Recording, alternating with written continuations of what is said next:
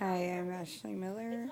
I'm 26 from Anchorage, Alaska, and I've already made a video, but it was only 2 minutes long because where I was sending it, you could only send 2 minutes long. So I figured that I would go into a little bit more depth. Growing up was very traumatic. Since before the age 5, I remember my mom having parties and having sex in front of me. And then when the custody battle started, I'm not sure exactly when, but my strongest memory is 5 years old. And I had to claim rape on my dad, and I had to tell the cops. They had like that double-sided window where someone else probably was watching in, and I had to draw a penis that my mom taught me how to draw, and where to point at the dolls.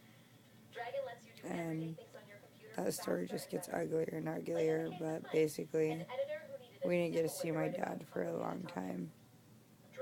And in the house that we lived in, she would drink 2 to 3 fifths of vodka at night.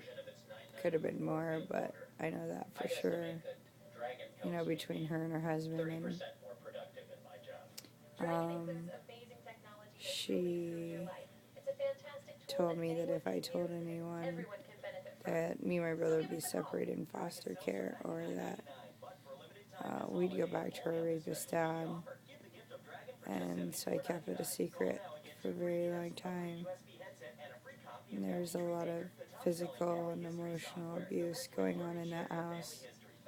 Blankets on the windows.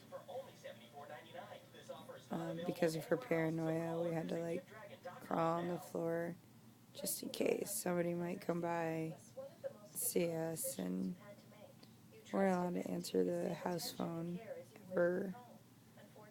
I actually still sometimes have a hard time answering my phone, probably just out of habit. And one time I thought my mom was actually going to kill me because she was I thought she was drunk, but now later looking back, she was probably on some sort of drug. She was freaking out because I had plucked my eyebrows, even though she was the one who told me to do so. And she's about almost 300-pound woman, jumping up and down, hitting her chest. Excuse my language, but calling me a nigger and whore, bitch. And I think she pushed me, and I kind of freaked out. And for the first time ever, I said, "You made me lie about my dad. You took my life from me. For what? For this?" And I pushed her back, and I just started running because I knew she was going to come at me. And I ran into a bathroom where I had two doors to enter it, and I got one shut, and then the other one, I think I remember her pushing back on it, and somehow I managed to shut it and lock it, and just jumped into the shower. And I don't know what I was hoping for, just something to save me, and I was crying, and she told me that I was a bitch, and that she was going to kill me and slit my throat and watch the blood drip down. And it was a trailer, so I really thought she was going to get through. And her husband tackled her, which I just found odd. I was thankful, but at the same time, it was if it wasn't her attacking me, it was going to be him. And I did whatever I could to get out of that house after the age of 14 or 15, and things just weren't working out. And finally, 2 months before I got my own apartment, I'd say, I tried to commit suicide and my boyfriend ripped pills out of my mouth, and he told his mom, and his mom called the cops, and the cops made me go to inpatient treatment for 7 or 11 days.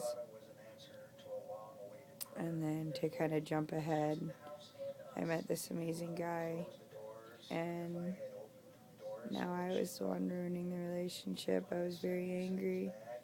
I was very critical. I was never content. I could never sleep. And I think in his eyes he thought that I just didn't like him, and he couldn't see that I was actually really sick. And I did get diagnosed with bipolar type 2, general anxiety disorder, post-traumatic stress disorder, and a borderline personality disorder. But even through the meds and the counseling, I'm not really getting better.